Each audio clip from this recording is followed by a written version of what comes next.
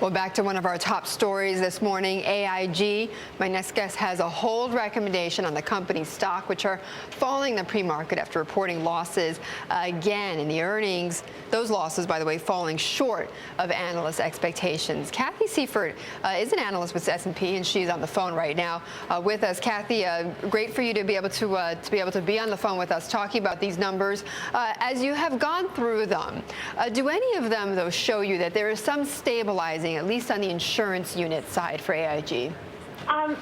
When I look through the numbers, I see there's obviously a lot of noise in these numbers because of what's gone on with, the various forms of aid that AIG has released. And one of the things that I've recommended investors do is look at the underlying insurance operations. And the one thing that I do find a little troubling this quarter is looking at the underlying franchise value of some of the insurance operations. I see a very mixed picture.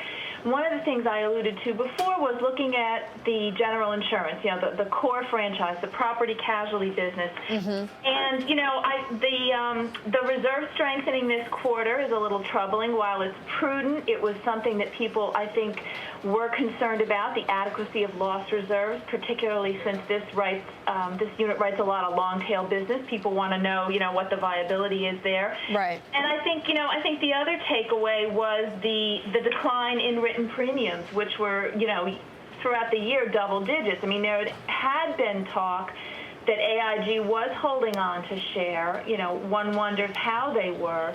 So my takeaway is that that the underlying franchise is still struggling. It's still struggling. Facing a fair number of pressures. I don't think they're out of the woods yet. Okay. All right, Cathy, we'll have to leave it there, but thanks so much for joining us. That was Cathy Seifert of S&P on the AIG results.